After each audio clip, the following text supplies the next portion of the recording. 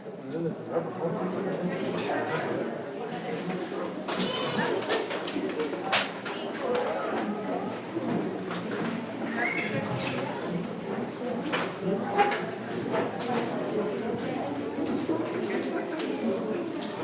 continuaremos con el pasaje de la semana pasada que se encuentra en el Evangelio de Mateo, capítulo 17.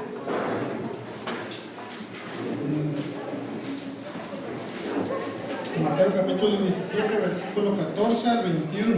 Es el pasaje que estamos estudiando.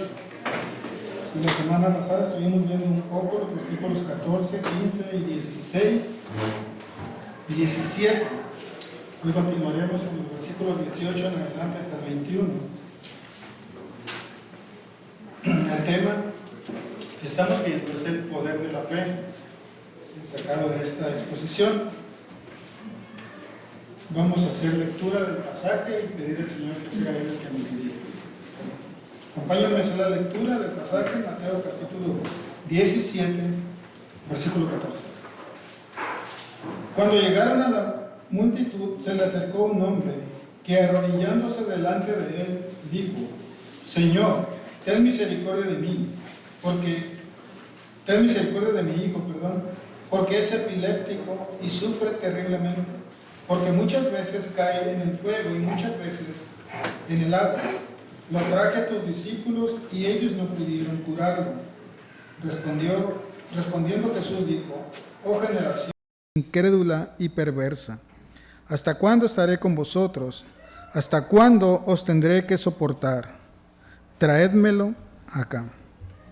Y Jesús lo reprendió, y el demonio salió de él, y el muchacho quedó curado desde aquel momento. Entonces los discípulos, llegándose a Jesús en privado, dijeron: ¿por qué nosotros no pudimos expulsarlo? Y él les dijo: por vuestra poca fe, porque en verdad os digo que si tenéis fe como un grano de mostaza, diréis a este monte: pásate de aquí allá, y se pasará, y nada os será imposible. Pero esta clase no sale sino con oración y ayuno.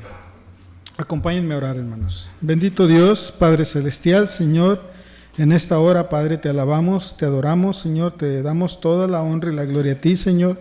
Pedimos que tú obres en medio de tu palabra, Señor, y que tu palabra cumpla el propósito para el cual la has dado, Señor, para que quebrante vidas, para que derrame gracia a través de tu palabra, Señor, y produzca fe, Señor, para salvación, Señor.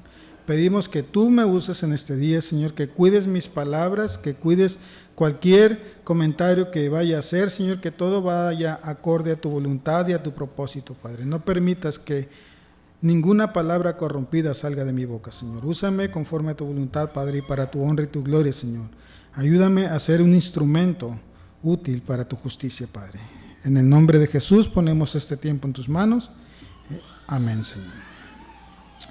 Bien, continuamos con el pasaje, como les dije, de Mateo capítulo 17, versículos del 14 al 21. Sí, estuvimos viendo la semana pasada los primeros versículos en el cual vimos cómo un hombre clama por su hijo por salud, buscando sanidad para un hijo que padece de una enfermedad, como dice el pasaje, una enfermedad en el cual hace que el joven sufra mucho, sufre en gran manera, y de igual manera el padre sufre por su hijo, por lo cual viene a quien es el único que puede tener misericordia de él, ¿sí? Después de ver los versículos, vemos que el Señor obra en gran manera con este joven, produciéndole la salud que necesitaban, no solo salud física, sino salud espiritual. Y eso lo vimos ya en el versículo 17, al final del versículo, cuando el Señor expresa las palabras gloriosas y dice: traédmelo acá, ¿sí? Como vimos en la historia, Jesús no estuvo ahí presente cuando los discípulos empezaron a orar por él, haciendo su esfuerzo para poder sanarle y no pudieron. Jesús habla estas palabras y dice: traédmelo acá, al ser poderoso que puede quitar cualquier dolencia, cualquier sufrimiento y cualquier situación que esté pasando el ser humano, lo cual nos lleva también a reflexionar nosotros, en llevar todas las cosas a Jesús, que es la única respuesta para lo que podemos ver. Ahora estaremos viendo del versículo 18 en adelante, y vemos que en el versículo 18 dice: y Jesús lo reprendió, y el demonio salió de él. Aquí ya vemos entonces aparte de la enfermedad de este joven, aparte del padecimiento que tiene, vemos que hay algo más que está pasando dentro de él.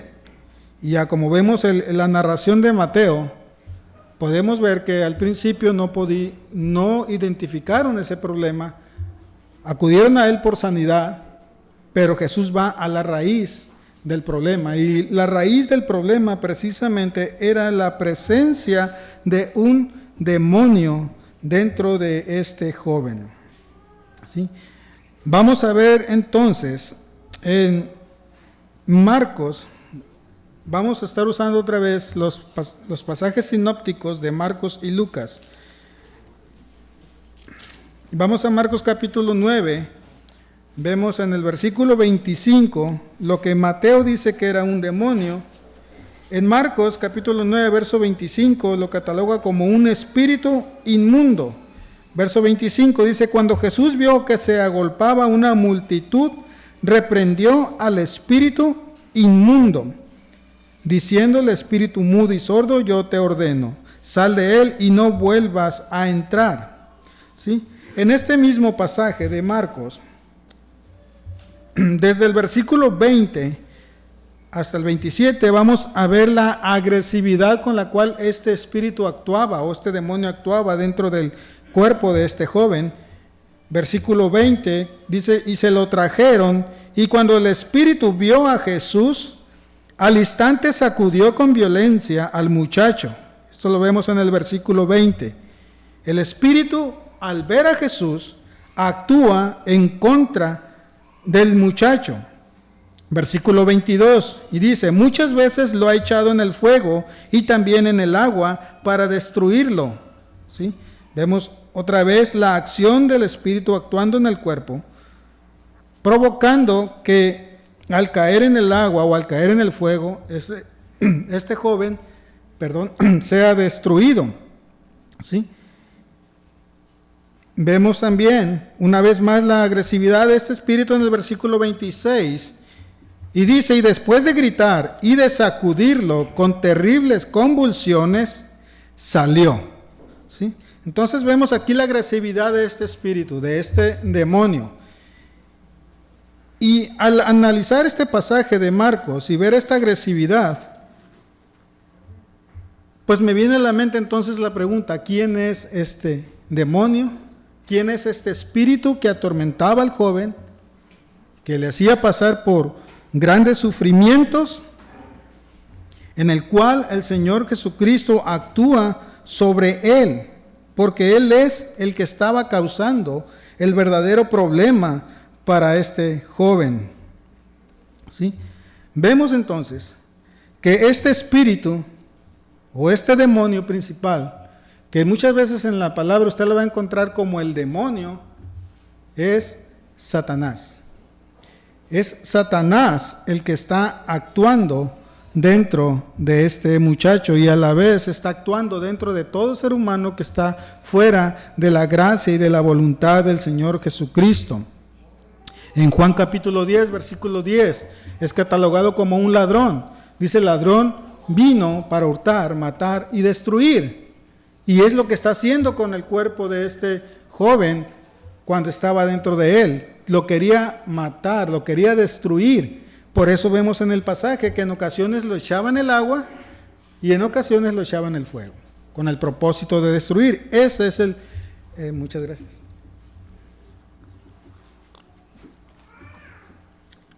Ese es el plan, ese es el propósito principal de este demonio actuando en el ser humano: matar, destruir hogares, destruir familias, destruir jóvenes que se encierran en su egoísmo y entran en problemas de drogadicción, de alcoholismo, pero es, y una vez más, este espíritu inmundo, este demonio, el que está haciendo la obra, destruyendo la obra que Dios ha hecho en el ser humano. Recordemos que el creador de todas las cosas es Dios el que hizo el mundo y todo lo que en él hay, incluyendo cada uno de nosotros, incluyendo también a este tipo de personas, ¿sí? Este tipo de seres que en un inicio habitaron también en el reino celestial. Satanás como príncipe de demonios y el grupo de demonios que le siguen y le sirven estuvieron de un inicio también en la presencia del Señor en el reino celestial. Fueron expulsados de ahí porque entró avaricia en ellos, entró el deseo de estar al mismo nivel que Dios. Y hablando precisamente de los demonios son seres sobrenaturales que están al servicio de Satanás, al igual que Satanás una vez fue un ángel, ¿sí? Estuvo en la presencia de Dios. Estos demonios se vinieron con Satanás en rebelión y fueron expulsados del cielo. ¿Sí? Entonces, hay advertencias en las Escrituras acerca de este tipo de seres. ¿Sí? Hay advertencia de que estos seres están atormentando y agobiando a la humanidad, como lo han hecho con este joven, aprovechando la enfermedad que tiene para poder destruirle, para poder acabar con su vida y tratar de destruir lo que Dios ha hecho. ¿Sí? En la Biblia usted encontrará diferentes nombres o diferentes maneras de identificarles. ¿Sí? El diablo o Satanás tiene diferentes nombres. Uno de ellos es precisamente Satanás. Usted lo puede ver en el libro de Job, capítulo 1, como cuando viene a la presencia del Señor, lo cataloga con el nombre de Satanás. En Job, capítulo 1, versículo 6. También es conocido con el nombre de diablo. Sí, en Mateo, capítulo 4, versículo 1, cuando el Señor Jesucristo fue al desierto, dice Mateo capítulo 4, versículo 1, dice que entonces fue llevado por el Espíritu al desierto para ser tentado por el diablo.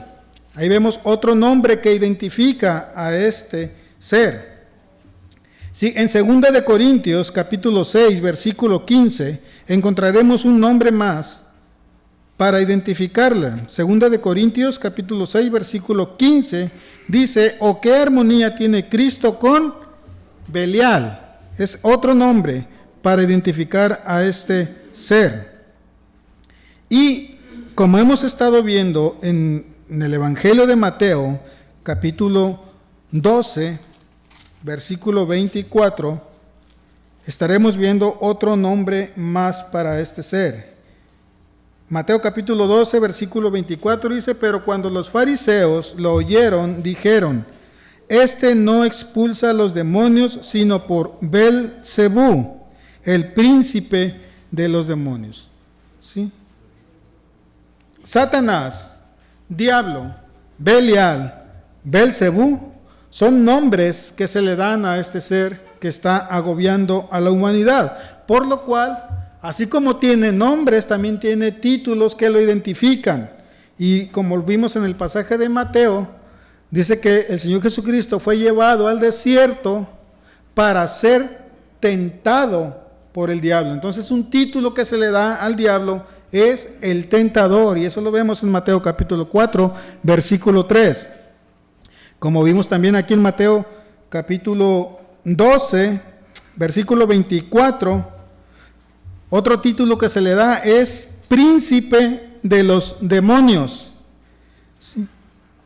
En Juan capítulo 12, versículo 31, se le llama también como príncipe de este mundo. Juan capítulo 12, versículo 31 dice, ya está aquí el juicio de este mundo. Ahora dice, el príncipe de este mundo será echado fuera. en Mateo capítulo 13, cuando vimos el pasaje de las parábolas, el que roba precisamente la palabra del corazón de los hombres es catalogado como el maligno. Entonces vemos que este diablo, Satanás, Belial o Belcebú, que son sus nombres, tiene títulos como el tentador, el príncipe de los demonios, príncipe de este mundo, el maligno, y como dice en 2 Corintios 4, versículo 4, es también el Dios de este mundo, y en Efesios capítulo 2, versículo 2, lo cataloga como príncipe de la potestad del aire. ¿Sí? Esto es para conocer precisamente quién es el que estaba obrando en este joven, quién es el que estaba atormentando a este joven. Y ya vimos que tiene sus nombres, tiene sus títulos, pero también tiene sus símbolos, como él se va a dar a conocer. Y un símbolo es que es un ángel de luz, y eso lo vemos en 2 Corintios capítulo 11, versículo 14. Dice, y no es de extrañar, pues aún Satanás se disfraza como ángel de luz. En 1 Pedro 5:8 dice que anda también como un león rugiente. Es otro símbolo que tiene, un león rugiente, que anda buscando a quien devorar. Y en Apocalipsis, en el capítulo 12 de Apocalipsis, encontraremos dos símbolos más para identificar a este ser. Y en el versículo 3 dice, entonces apareció otra señal en el cielo. He aquí un gran dragón rojo que tenía 7 cabezas y 10 cuernos, y sobre sus cabezas había 7 diademas. Una vez más, un símbolo más para Satanás es un dragón rojo. Y en el versículo 9 de ese capítulo encontramos ya todos. Dice, y fue arrojado el gran dragón, la serpiente antigua, que se llama Diablo y Satanás, el cual engaña al mundo entero. Fue arrojado a la tierra, y sus ángeles fueron arrojados con él. Este ser, con todos estos nombres, con todos estos títulos y con todos estos símbolos, es el demonio que estaba atormentando a este joven. Y Jesús lo identifica. Como vemos en el pasaje de Mateo, el padre acude a Jesús buscando sanidad para su hijo. Los discípulos intentan, orando, tratar de sanar al joven. Cuando Jesús expresa las palabras de Mateo y dice, traédmelo acá, entra la identificación de ellos dos. Jesús lo identifica, y como dice Marcos, también él identifica a Jesús. Sí, porque Marcos nos dice que cuando el Espíritu vio a Jesús, empezó a actuar con agresividad sobre este joven. Sí, pero hay algo importante aquí también. Jesús, al reprenderlo, lo vimos la semana pasada, lo hace con autoridad. Lo hace con autoridad, reprendiendo a Satanás para liberar al joven de la esclavitud a la cual estaba sometido, cumpliendo así el Señor Jesucristo las profecías que estaban escritas sobre su ministerio. En Isaías capítulo 61, verso 1 dice, el Espíritu del Señor está sobre mí, porque me ha ungido el Señor para traer buenas nuevas a los afligidos. Me ha enviado para vendar a los quebrantados de corazón, para proclamar libertad a los cautivos y liberación a los prisioneros. Aquí vemos que el Señor Jesucristo cumple la profecía aún actuando sobre este ser, sobre este demonio, sobre este príncipe. Porque este demonio y este príncipe no tienen ningún poder ante Jesús, ni ninguna autoridad. Quien tiene la autoridad es Jesús. ¿Sí? Y a la misma vez muestra también en Isaías 14, vamos a ir a Isaías versículo 14, cómo tiene también la autoridad sobre este ser, que ya hemos observado los nombres que tiene, los títulos que tiene, y los símbolos que tiene, aún así, con todo ese repertorio, pudiéramos decir, no tiene ningún poder contra Jesús. En Isaías 14, versículo 17, vemos, dice, ¿quién era este demonio? ¿Quién era este ser? Lo podemos ver desde el versículo 12, donde vemos cómo él estaba en la presencia de Dios. Dice, ¿cómo has caído del cielo, oh lucero de la mañana, hijo de la aurora? Has sido derribado por tierra, tú que debilitabas a las naciones, pero tú dijiste en tu corazón, subiré al cielo, por encima de las estrellas de Dios levantaré mi trono, y me sentaré en el monte de la asamblea, en el extremo norte.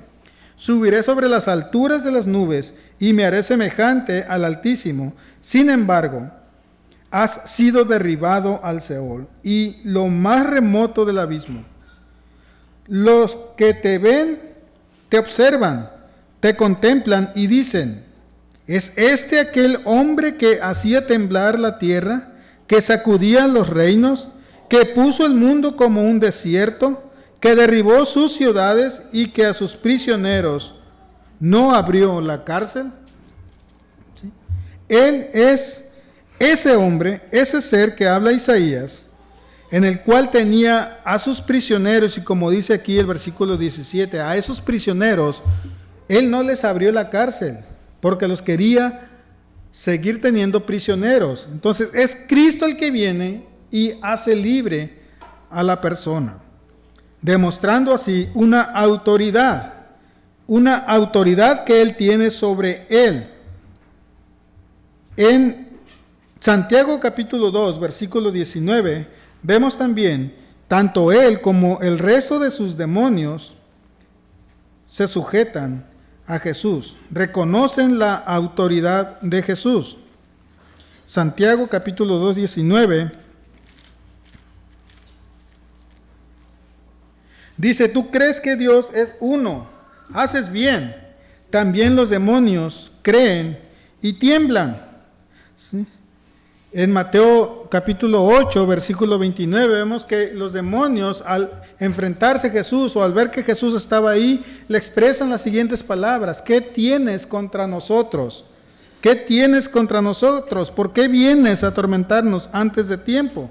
Aquí vemos que tanto Satanás como el demonio principal o príncipe de los demonios, como los ángeles que vinieron siguiéndole, reconocen precisamente quién es Jesús y la autoridad que él tiene. Y podemos ver que en ese reconocimiento él se somete y obedece. La pregunta es, ¿nosotros reconocemos a Jesús? ¿Nos sometemos a él y le obedecemos? Vemos que este ser que viene y que está con el propósito de destruir la obra de Dios, él reconoce quién es Jesús, se somete a él y le obedece. ¿Sí? A pesar de ser un ser que ya está condenado, que ya no hay gracia sobre él, él ya va a cumplir, vamos a decirlo de esta manera, su condena en el lago de fuego. En pocas palabras, tiene cadena perpetua, no tiene ya manera de salir de la cárcel. Pero él reconoce quién es Jesús, reconoce su autoridad, se somete a él y le obedece. Y lo vemos en Mateo, cuando Jesús le reprende, dice, el demonio salió de él. Perdón, se me cayó el agua. Entonces aquí vemos que este ser está reconociendo precisamente, como los vimos en los pasajes de Santiago y Mateo, quién es Jesús. Y como dice Santiago, los demonios creen y tiemblan. ¿Por qué? Porque son obedientes, obedecen a Dios. El mandato es obedecido, lo vemos en Mateo, dice, el demonio salió de él. Y como vimos en Marcos, antes hace estragos en el cuerpo de este joven, el demonio tratando de destruirle. Pero, como vemos en Lucas capítulo 9, versículo 43, este demonio, al someterse y obedecer la voz de Dios, la voz de mando que Jesús tiene, Dice, cuando éste se acercaba, el demonio lo derribó y lo hizo caer con convulsiones. Dice, pero Jesús reprendió al espíritu inmundo y sanó al muchacho y se lo devolvió a su padre. La sanidad fue total. La sanidad de este joven fue total porque fue sanado físicamente de su enfermedad y fue sanado espiritualmente de su condición pecadora. En otras palabras, el Señor Jesucristo derramó gracia sobre el Padre y sobre el joven. La semana pasada hablamos un poco del Padre.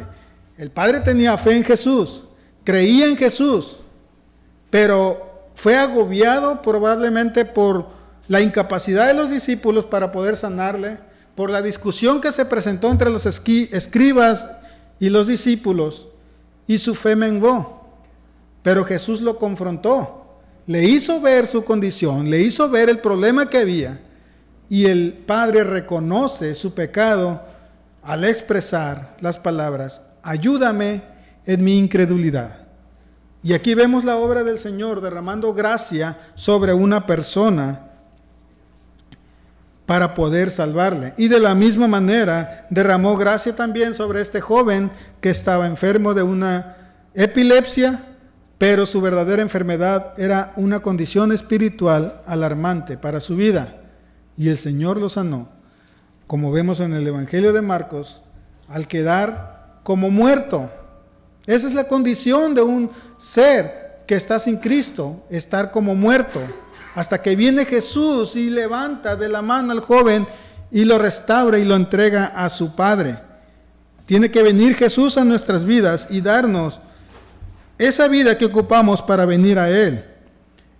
En Lucas dice, y sanó al muchacho y se lo devolvió a su padre. Y esa acción que presenciaron la multitud quedó maravillada y asombrada, dice el versículo 43. La parte A dice, y todos estaban admirados de la grandeza de Dios. Y esa situación se encuentra en mucha gente. Se admira de la grandeza de Dios al ver su obra, al ver lo que hacen personas, pero siguen actuando sin someterse, sin obedecer y sin reconocer la autoridad de Jesús. Podemos asombrarnos y podemos ver la obra en muchas personas, pero si no nos sometemos a Jesús, seguimos igual, de muertos. Santiago dice, los demonios también creen y ellos tiemblan y aceptan que Jesús es el Hijo de Dios, lo reconocen, se someten a Él y obedecen. Le obedecen, lo vimos en el Evangelio. Cuando los demonios se presentan ante Jesús, los demonios le dicen, déjanos entrar en ese grupo de cerdos. Y el Señor les dice, vayan. Ahora, en esta ocasión, no hay objeción. El Señor le dice, sal de él. Y el demonio sale. No pone lucha, no pone resistencia, porque se somete precisamente a la autoridad de Jesús y le obedecen. Sí, entonces vemos que la sanidad para este joven fue total, instantánea y provoca una reacción en la multitud. Lo vimos en Lucas 9:43. Aquel que es poderoso es también y capaz de reparar lo deteriorado, es también quien da una salud plena a nuestras vidas. Y eso debería de ser un aliento para nosotros, hermanos, que el creyente, al saber que Jesús es poderoso, y no solamente poderoso, sino todopoderoso, está de nuestro lado.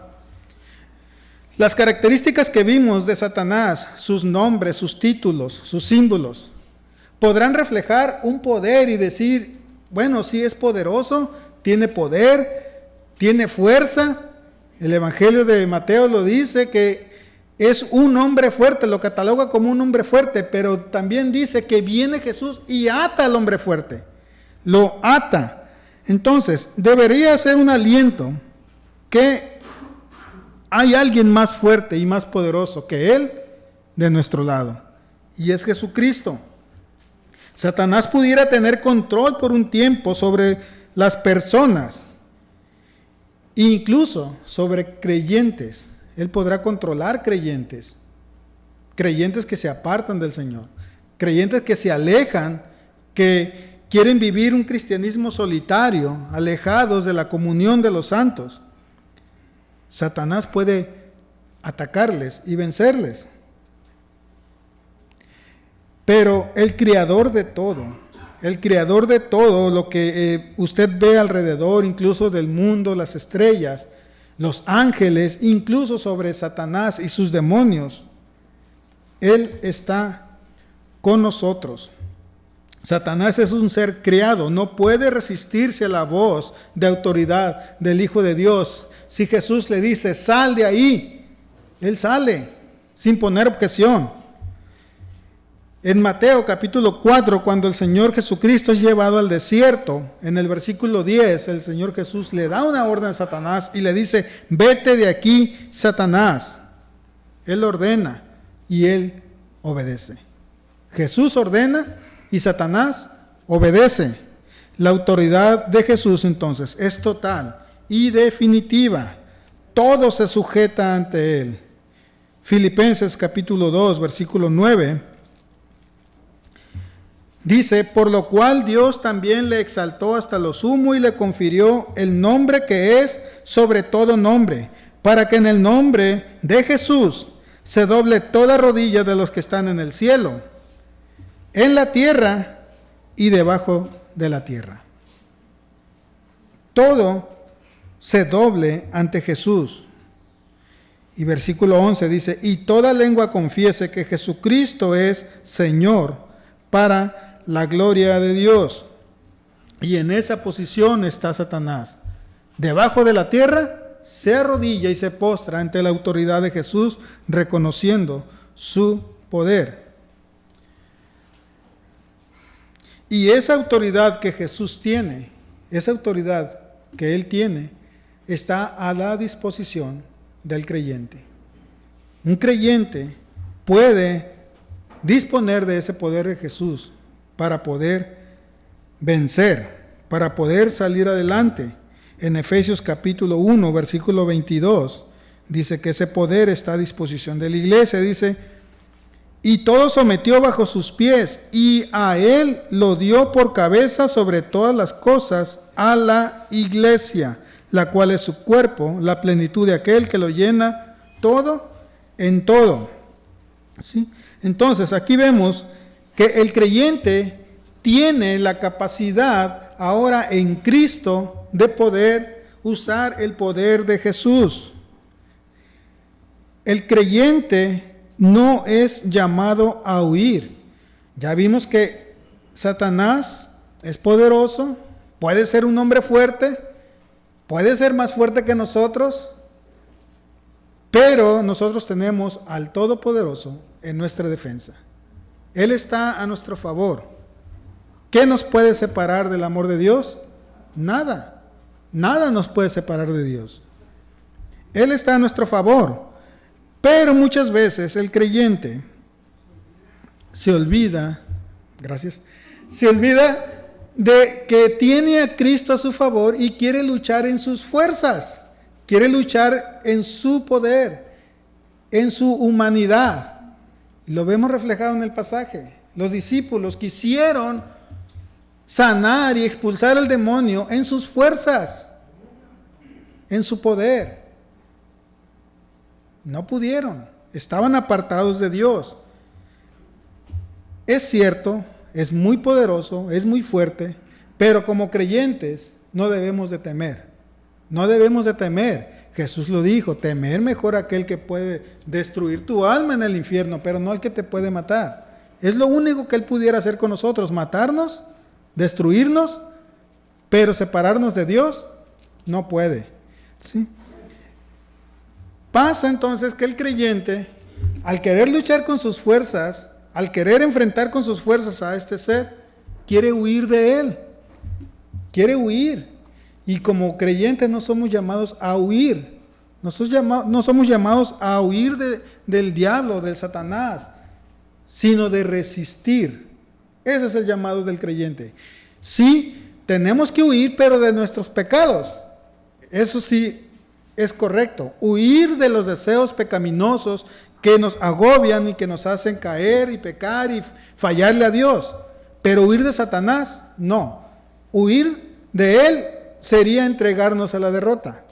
¿Por qué? Porque si nosotros corremos de él, uno de los símbolos es que es un león.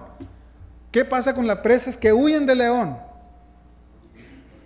Llega un momento en que se va a cansar esa presa y va a menguar sus fuerzas y el león la va a devorar. Nuestro deber no es huir, porque si huimos en nuestras fuerzas, estamos actuando en nuestras fuerzas, nos vamos a cansar, vamos a menguar y entonces el león nos va a devorar. Nuestro propósito como creyentes es resistir precisamente. ¿No? 1 Pedro capítulo 5 versículo 8.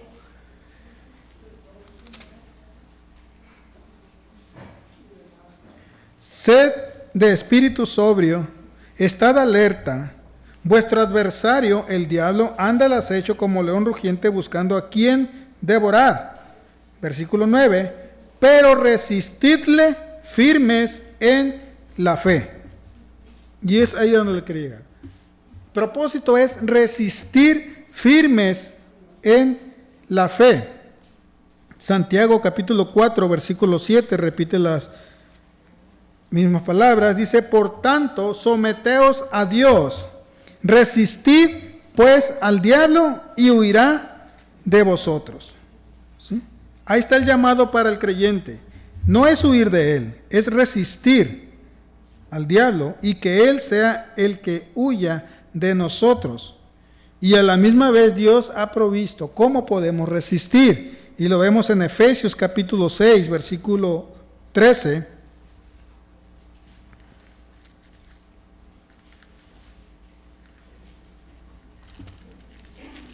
Dice Efesios capítulo 6, versículo 13, por tanto, tomad toda la armadura de Dios para que podáis resistir en el día malo y habiéndolo hecho todo, estar firmes. ¿Sí? El llamado del creyente es resistir. Dios ha provisto una armadura para que usted tenga la capacidad de resistir. Y lo que va a provocar es que el diablo va a huir de nosotros. Es él el que tiene que huir de nosotros, no nosotros de él. Entonces, ¿qué pasó con los discípulos? Los discípulos estaban separados de Jesús en este momento. Jesús está en el monte de la transfiguración. Están 3 discípulos con él. 9 se quedaron acá en el valle. La semana pasada les expusimos el cuadro de la transfiguración. Y la razón por la cual se expuso ese cuadro, porque me gustó la idea del cuadro a la idea de que presenta el Evangelio. En el valle podemos ver oscuridad, confusión, adversidad. Pero a la misma vez vemos la separación de los discípulos de Jesús. Los discípulos que están con Jesús están siendo fortalecidos, están siendo animados, vienen espiritualmente al 100. Los discípulos que están separados de Jesús están siendo desanimados, están siendo confundidos, su fe está menguando. Quisieron actuar en sus propias fuerzas, quisieron actuar como ellos les pareció correcto, por lo cual llegamos al versículo 19. Después de que toda esta escena pasó, cuando Jesús muestra la autoridad, Satanás es un ser obediente, sometido a Jesús, obedece, sale del muchacho, el muchacho es sanado. Viene entonces la escena del versículo 19. Y dice, entonces los discípulos, llegándose a Jesús en privado, dijeron, ¿por qué nosotros no pudimos expulsarlo? ¿Sí? Los discípulos habían obrado en sanidad anteriormente, habían hecho milagros de sanidad, habían hecho milagros de expulsión de demonios. Tal vez usted me dirá, bueno, ¿de dónde sacas eso? Bueno, el Señor los instruyó en el capítulo 10, les dio esa autoridad para que ellos ejercieran ese poder, y ellos lo hicieron porque ellos rinden cuentas a Jesús de todo lo que habían hecho. Entonces tenían la experiencia, tenían también la convicción de poder hacerlo. y ahora no pudieron. Ahora no pudieron expulsar a este demonio. Por lo cual, como dice Mateo, se dirigen a Jesús de manera privada. Y en Marcos 9:28 dice que están en una casa. Y eso nos muestra cómo debemos de ir a Jesús. No es en el alboroto, no es en la multitud, sino de manera privada, de manera personal, en la manera íntima. Fueron a Jesús cuando Jesús ya estaba a solas, no en el momento del conflicto. Y hacen la pregunta que vemos en Mateo: ¿por qué nosotros no pudimos expulsarlo? Aquí ya vemos que Mateo ya usa la palabra expulsar, y en los primeros versículos vemos que usa la palabra sanar, porque ya aquí ya ellos ya comprueban también de que quien realmente estaba atormentando al joven era un demonio también. Y ahora dicen la pregunta: ¿por qué no pudimos expulsarlo? La comunión con Cristo es una comunión privada, es una comunión personal. El creyente es llamado a llevar entonces una vida devocional. Una vida devocional que implica oración y lectura de la palabra. Y añadiría también yo, aparte de la oración, la lectura, la comunión de los santos. Vimos la separación de los discípulos. Estaban separados de Jesús, actuaron en sus fuerzas, no pudieron. Y hacen la pregunta: ¿por qué no pudimos? Y Jesús a donde los va a llevar ahora es precisamente a eso. A que, como dice Juan, separados de mí, nada podréis hacer. ¿Sí? Entonces el creyente es llamado a vivir y llevar en sí una vida devocional con Cristo diariamente. No cada domingo o no cada reunión que se programe, sino que eso es algo personal, como lo vimos en Mateo, de manera privada, de manera íntima con Jesús. Él expresa en el Sermón del Monte, cuando enseña sobre la oración, dice: entra a tu recámara. Y eso una vez más nos lleva a que la meditación con Cristo es a solas con Cristo, en privado. Ahí en privado cuéntales tus luchas, cuéntales tus penas, y ahí en privado Él te recompensará. Y lo hará también en público. Y eso nos lleva a actuar, como dice Hebreos capítulo 4, versículo 16. Dice: por tanto, acerquémonos con confianza al trono de la gracia, para que recibamos misericordia y hallemos gracia para la ayuda oportuna. Entonces aquí vemos que el Señor nos lleva, o quiere mostrarnos aquí, que debemos de llevar una vida íntima con Él. Entender que necesitamos llevar a Cristo de manera privada todos los problemas, fracasos o circunstancias que no somos capaces de resolver, ni tenemos la fuerza para resolver, y esperar de Él precisamente, como dice Hebreos, la ayuda oportuna, que viene de Él. ¿Sí? Y les da la razón en el versículo 20. ¿Por qué no pudimos? Responde Jesús, versículo 20: por vuestra poca fe. Aquí vemos la causa que Mateo nos muestra del fracaso de los discípulos. Fue una debilidad en su fe. No está diciendo que los discípulos fueron incrédulos. Recordemos, la semana pasada vimos el reproche que Jesús hace en el versículo 17, reprocha la incredulidad de la multitud, reprocha la actitud de los escribas, incluso al padre del joven le reprocha también su incredulidad, pero al padre lo confronta y lo lleva a sanidad, a sanar de esa incredulidad. Pero ahora los discípulos, ya de manera privada, les dice que la causa de ellos fue la poca fe. No, ellos no están siendo incrédulos porque actuaron en base a su fe. Oraron por el joven, pero el joven no sanó. El Señor les dice que la razón es que tenían poca fe. ¿Y por qué menguó la fe? ¿Por qué menguó la fe de ellos? Probablemente por las manifestaciones de la enfermedad.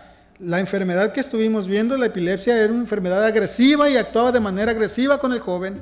Probablemente eso los hizo dudar. La otra razón también puede haber sido la discusión que tenían con los escribas. Lo vimos en Marcos, que cuando actuó esto, estaban también unos escribas que discutieron con ellos, y la razón de la discusión, lo mismo, porque no pudieron sanarlo. Y muchas veces nos puede pasar lo mismo a nosotros. Podemos tener fe en el Señor, pero las circunstancias que nos rodean, las burlas de los vecinos, las burlas de los compañeros de trabajo, las burlas de las personas que nos rodean, pueden menguar nuestra fe, nuestra confianza en Dios. Y decimos que tenemos confianza en Dios, pero nos ahogan todo lo que está a nuestro alrededor. ¿Sí? La fe de estos discípulos estaba siendo probada. La fe de ellos no pudieron obrar, no fue suficiente para obrar en favor del joven, y no pudieron alcanzar lo que pretendían. Y dice que no habían orado con intensidad y perseverancia, y el Señor les dice al final, porque no oraron con intensidad y perseverancia. El Señor Jesucristo los quiere mostrar que ocupamos nosotros llevar una vida de devoción, de oración, de lectura y de comunión. Las tres cosas juntas, no las puedes separar. Si no llevamos una vida de oración, las circunstancias nos van a menguar en nuestra fe. Si no llevamos una vida de lectura, va a venir el diablo y nos va a atacar, nos va a tentar y nos va a hacer caer. ¿Qué pasó con Jesús en el desierto? ¿Con qué se defendió el Señor Jesucristo? Con la palabra. Ahora, el Señor les muestra que ellos, los discípulos, ocupaban la oración en sus vidas. Ser perseverantes en la oración para poder obtener la respuesta que ocupaban. ¿Sí? Jesús acusó y reprochó a la multitud la incredulidad y a los discípulos su falta de fe. Y les viene a mostrar o querer ejemplificar con un grano de mostaza. Ya anteriormente lo había hecho. El grano de mostaza es un grano muy pequeño, pero cuando ese grano crece, ya no es pequeño, es un árbol grande, donde las aves del cielo vienen y anidan. Y dirá usted, podrá decirme, bueno, ellos tienen una fe pequeña como un grano de mostaza. No está diciendo que la fe pequeña sea un grano de mostaza. Está diciendo que una fe correcta en el Señor Jesucristo, aunque sea pequeña, puede hacer grandes cosas. Puede hacer grandes cosas. No es la falta de fe lo que ejemplifica el grano, sino el tamaño de la fe. Como un grano llega a ser un árbol. Pero ¿cómo es que ese grano llega a ser un árbol?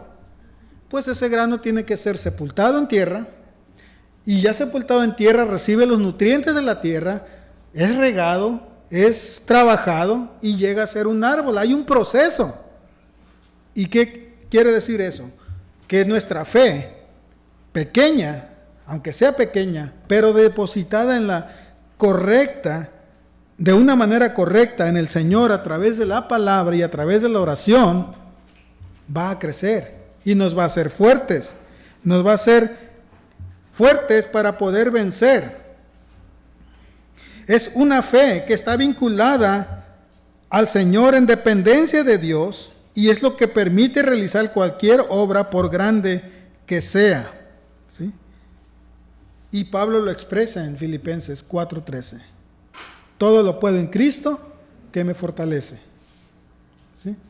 Una fe pequeña, bien cimentada, bien nutrida, bien alimentada, bien fertilizada, nos va a hacer fuertes para enfrentar la adversidad. Y Jesús pone el ejemplo del monte, y sabemos que ellos están en el valle y ahora en esta ocasión están en la casa, y a lo mejor de ahí pueden ver el monte donde Jesús fue transfigurado. Y les dice, una fe bien centrada, dice, señala, pueden decirle al monte, trasládate de aquí para allá y se pasará. ¿Sí? Y esto muchos lo ven de manera literal, y con la fe vas a hacer grandes cosas o milagros extraordinarios, y no se trata de eso. Lo que indica el monte es que por grande que sea la adversidad que estés pasando en tu vida, pero cimentada en una fe correcta en el Señor y confiando totalmente en su dependencia, podrás pasar la prueba. ¿Sí? Pablo también habla de montes en 1 Corintios 13, versículo 2, y es la misma idea. No se trata de que podremos mover montes, sino que es como una ejemplificación de lo que se pueden lograr. Versículo 2 de 1 Corintios 13 dice: si tuviera el don de profecía y entendiera todos los misterios y todo conocimiento, y si tuviera toda la fe como para trasladar montañas, pero no tengo amor, nada soy. Entonces, no se trata del físico de mover montañas, sino la capacidad de resolver situaciones difíciles o adversas conforme a la voluntad de Dios y para su gloria. ¿Y cómo podremos conocer si es conforme a la voluntad de Dios y para su gloria? A través de la palabra, a través de la escritura y a través de la oración. Por eso el Señor Jesucristo dice: si tú llevas una vida devocional correcta, una vida devocional centrada en Cristo, en su palabra, termina las palabras del versículo 20, dice: nada os será imposible. Y concuerda también con la confrontación que hace el Señor Jesucristo con el padre del joven en Marcos, cuando le dice en Marcos capítulo 9, versículo 23,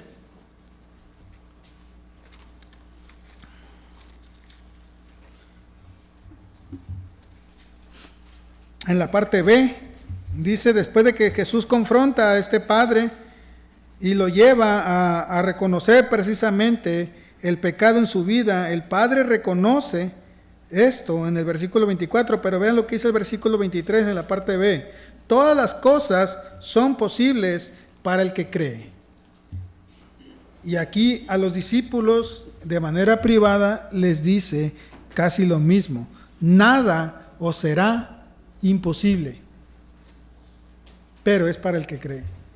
Es para el que cree, para aquel que está cimentada su fe de manera correcta en Cristo, en su palabra, y a través de la oración, y a través de una comunión con los santos. La falta de fe hace una vida infructuosa. ¿Sí? La falta de fe hace una vida infructuosa. El Señor Jesucristo dice: separados de mí, nada podéis hacer. Pero conmigo llevarán mucho fruto. Eso es parafraseado. Eso está en Juan capítulo 15. Usted puede leer ese pasaje en su casa.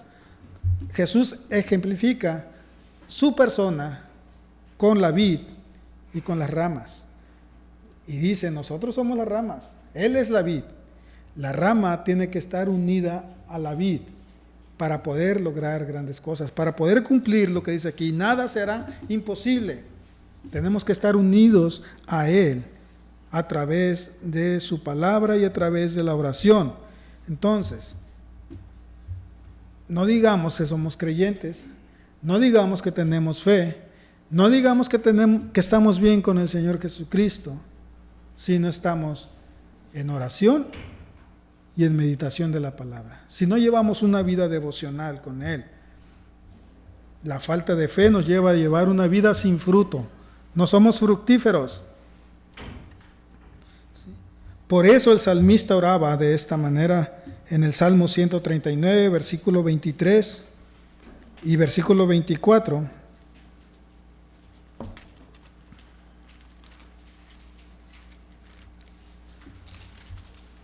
Dice: escudriñame, oh Dios, y conoce mi corazón. Pruébame y conoce mis inquietudes. Y ve si hay en mí camino malo, y guíame en el camino eterno. La idea aquí es que debemos de analizar nuestra vida a través de la palabra y pedirle al Señor, que es el que conoce nuestros corazones, que nos confronte y nos haga ver nuestras inquietudes. Y si hay camino malo también, y que sea Él quien nos guíe a un camino correcto o a un camino bueno. En Marcos vimos la escena del Padre. Fue confrontado, fue examinado por el Señor Jesucristo y eso provocó salud para el Padre, salvación para Él. Cuando se piensa en uno mismo, hay un deseo íntimo que nos impide reconocer algunos de nuestros pecados. Cuando llegamos a una actitud egoísta, no podemos reconocer ni ver nuestro pecado. Dejemos a un lado el orgullo, dejemos a un lado la vanagloria y vengamos al Señor como el salmista y pedirle: examina mi corazón, examina mis pensamientos. Si una vida de pecado y de egoísmo nos conduce también a una autojustificación. Empezamos a justificarnos de las cosas, empezamos a sacar cosas positivas y decir: bueno, no estoy tan mal, ya estoy bien, me congrego cada domingo, pues estoy bien, mi fe está bien, está fortalecida. Yo le preguntaría, cuando esté pasando por una adversidad, a ver si de verdad su fe está fortalecida, está confiando en el Dios que resuelve las cosas, en el cual dice: no hay nada imposible para el que cree, o está confiando en sí mismo. Lucas 17, versículo 5.